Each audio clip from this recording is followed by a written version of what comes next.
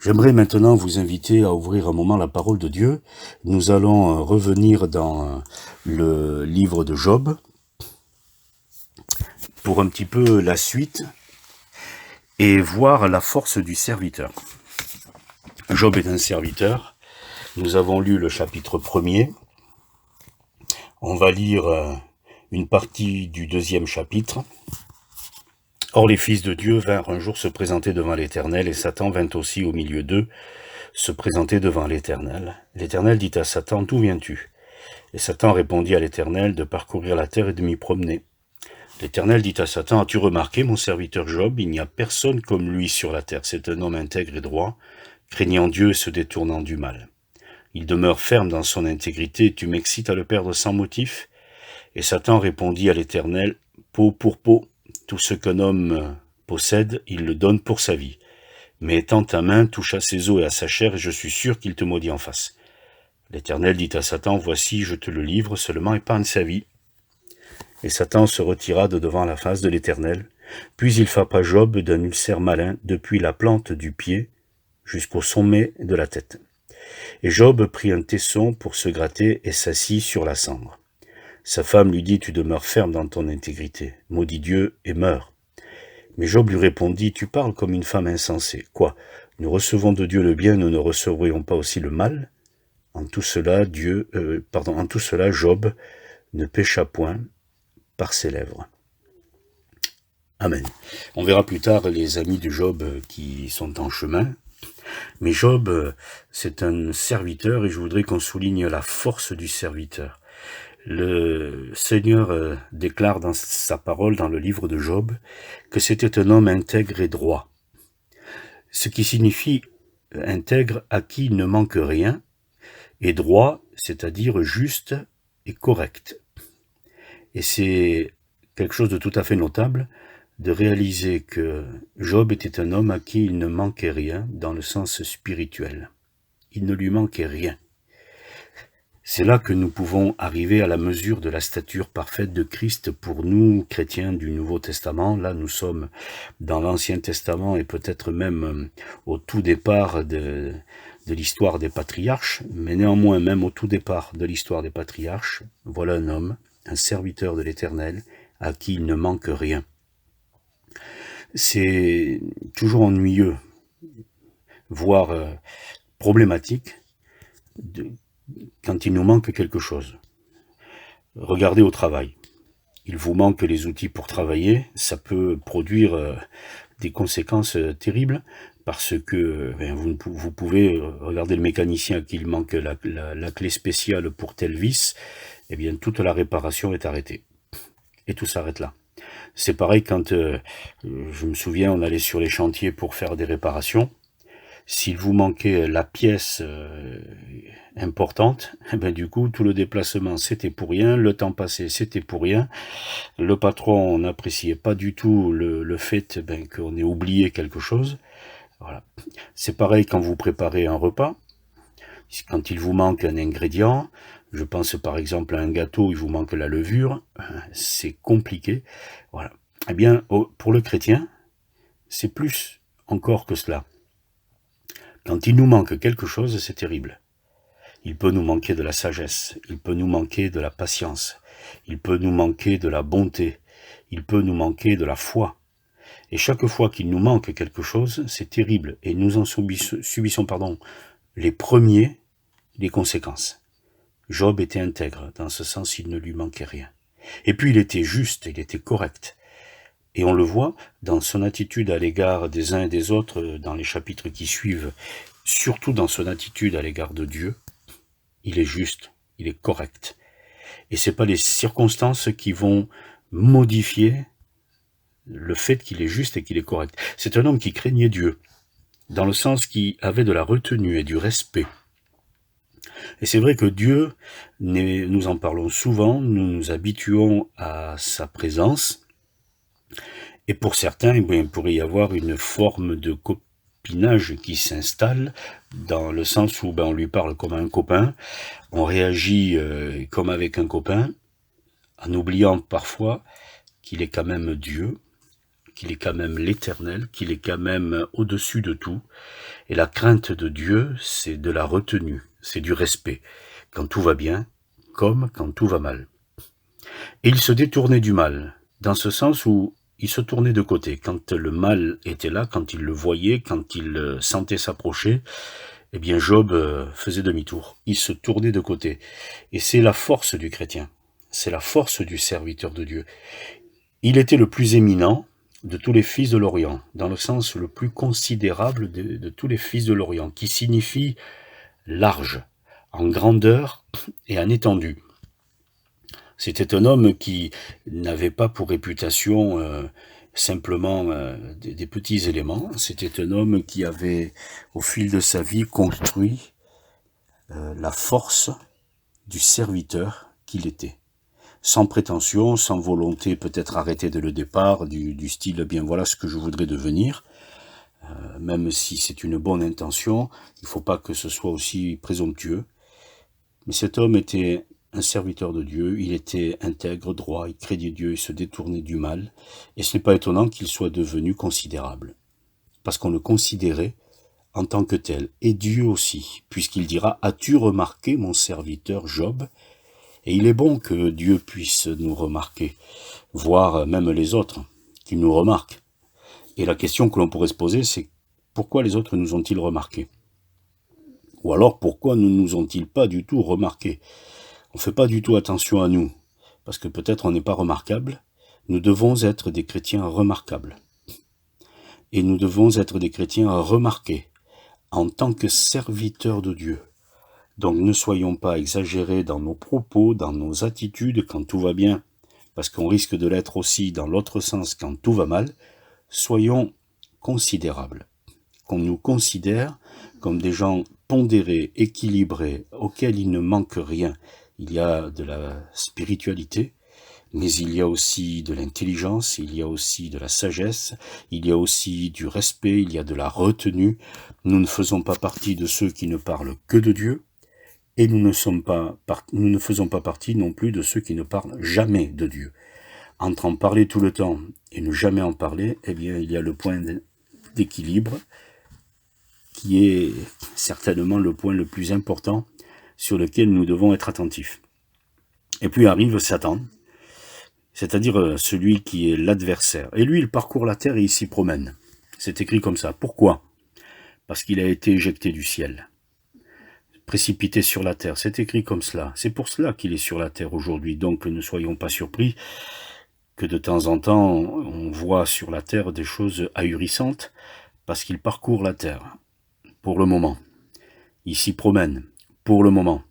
Mais nous savons que lorsque le temps viendra, il sera précipité dans les temps ardents de feu et de soufre, qui est la seconde mort, ce que les démons diront à Jésus quand ils le croiseront, « Es-tu venu pour nous perdre avant le temps ?» Donc il parcourt la terre et il s'y promène.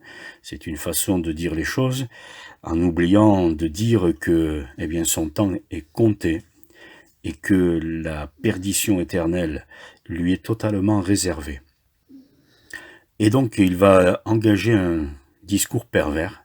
Est-ce d'une manière désintéressée que Job te sert? Voilà. Finalement, si lui il l'utilise dans un langage pervers, c'est quand même peut-être une question fondamentale qu'il conviendrait de se poser à nous-mêmes. Est-ce d'une manière désintéressée que je marche avec Dieu?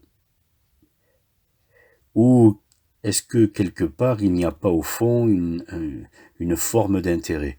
Je marche avec Dieu pour qu'il me bénisse, ou parce que il me bénit. Et du coup, si Dieu ne me bénissait plus comme il m'a béni précédemment, quid de ma position? Quid de ma réaction? Alors la question, elle est perverse, mais en même temps, elle est aussi un peu fondamentale. Est-ce d'une manière désintéressée? Cela devrait être d'une manière désintéressée. Ne l'as-tu pas protégé? Ne l'as-tu pas béni? Et nous devons reconnaître que Dieu nous a protégés. Parfois on l'ignorait, on en était inconscient. Nous devons reconnaître que Dieu nous a bénis. Il ne nous le doit pas, mais il le fait. Alors reconnaissons-le quand il l'a fait. Et ne lui faisons pas de reproches quand il ne l'a pas fait. Parce qu'il ne nous doit rien, mais merci quand il l'a fait. Mais étends ta main, je suis sûr qu'il te maudit en face. Alors laissons au diable les paris qui sont les siens. Dieu sait très bien comment nous allons réagir. Et c'est d'ailleurs la question, comment allons-nous réagir quand les difficultés nous touchent? Alors, reprenons les paroles du serviteur quand il souffre et qu'il ne comprend pas. Quand le malheur lui arrive, la Bible dit « il se lève », c'est-à-dire il fait face au malheur. Parfois, nous ne nous levons pas du tout. Nous ne faisons pas face au malheur, nous mettons la tête dans le sac. Il se lève, il déchire ses vêtements. Ce qui signifie qu'il va arracher, qu'il va mettre en morceaux ce qui est sa vie. Et il va se raser la tête. Ce qui rappelle qu'il n'est rien devant Dieu. Et qu'il dépend totalement de Dieu. C'est la base. Et dans le malheur qui peut toucher un croyant qui ne comprend pas du tout ce qui lui arrive, eh bien nous devrions adopter la même attitude, faire face. Mettre en morceaux et réaliser que notre vie est en morceaux, et nous rappeler que nous dépendons totalement de Dieu. Et ensuite, il va se jeter par terre, et se prosterner. Notre attitude physique doit être le reflet de notre attitude spirituelle. Et puis, à ce moment-là, il va parler. Je suis sorti nu du sein de la maternelle, et nu je retournerai dans la terre. Voilà. Et Job repose les bases de ce qui est notre vie finalement, aux uns et aux autres. Nous sommes venus avec rien, et normalement nous repartons avec rien. Tout ce que nous avons pu acquérir de matériel, de physique et d'humain, forcément ne suivra pas. Les seules choses qui suivront, ce sont les choses qui sont d'ordre spirituel. Du coup, est-ce que, malgré le fait d'être arrivé nus, nous repartons avec un héritage spirituel, avec des valeurs spirituelles, avec des dons spirituels, et des choses que nous retrouverons dans l'éternité, parce que c'est de là qu'il nous faut investir. Job a perdu malheureusement et terriblement tout ce qui est humain et matériel, mais il n'a pas perdu ce qui est spirituel. Et nous devons veiller sur notre héritage spirituel. Et puis il va dire l'Éternel a donné, l'Éternel a ôté, que le nom de l'Éternel soit béni. Ça veut dire que il ne pêche point en parole, c'est écrit. Et quand on lit Jacques chapitre 3 concernant la langue, il nous faut vraiment veiller à nos paroles et donc par voie de conséquence à nos pensées, puisque les unes inspirent les autres, pour bénir l'Éternel et ne rien lui attribuer d'injuste. Ça me fait penser à Paul qui va prier trois fois, et le Seigneur lui répondra la troisième fois, « Ma grâce te suffit ». Alors nous connaissons la suite. Les paroles du serviteur quand il souffre, quand il ne comprend pas, quand les choses lui arrivent dessus de manière injuste, sont très très importantes. Et c'est peut-être les paroles les plus importantes de notre vie. Ce sont peut-être les attitudes les plus importantes de notre vie, plus importantes que quand tout va bien. Les paroles quand tout va bien, ce ne sont pas les plus importantes. Et nos attitudes quand tout va bien, ce ne sont pas les plus importantes. Ce sont nos paroles et nos attitudes quand tout va mal. Et là, vous et moi, eh bien, je crois que nous devons faire amende honorable. Bien souvent, quand tout va mal, nos paroles et nos attitudes, c'est pas si terrible que ça. Et pourtant, Dieu y est pourquoi? Que le nom de l'Éternel soit béni.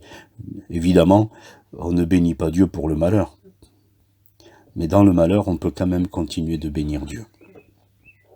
Maintenant, il va être touché dans son corps. Alors là, c'est terrible.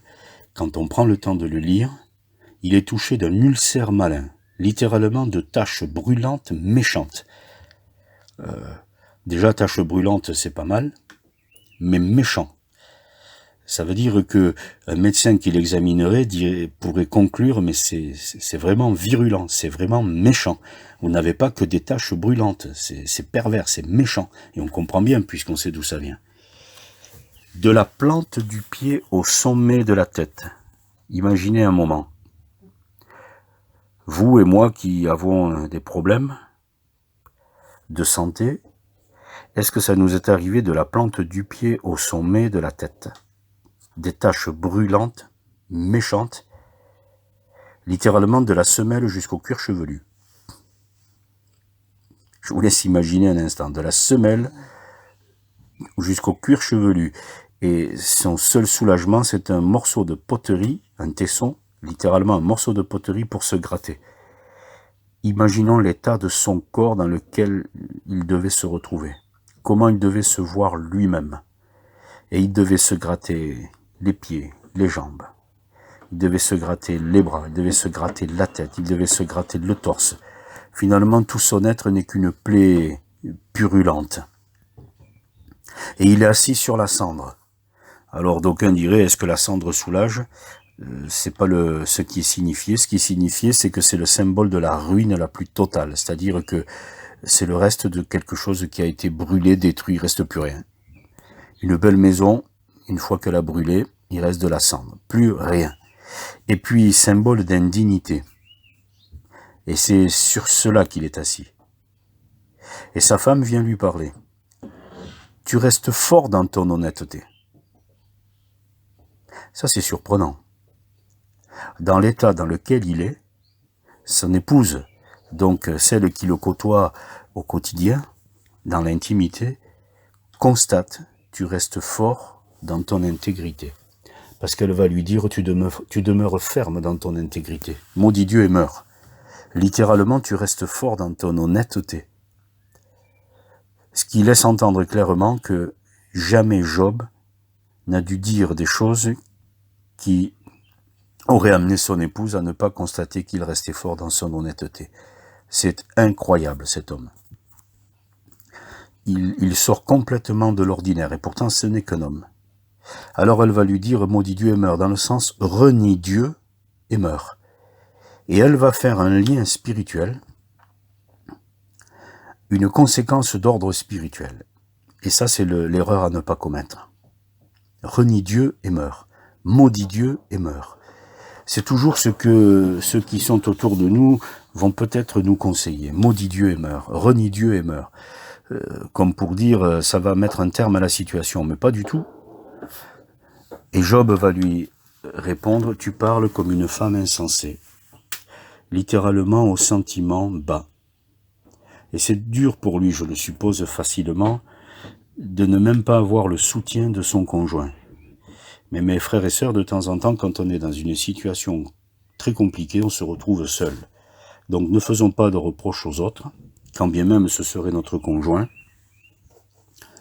Chacun vit les choses comme il le peut, elle aussi a perdu tous ses enfants.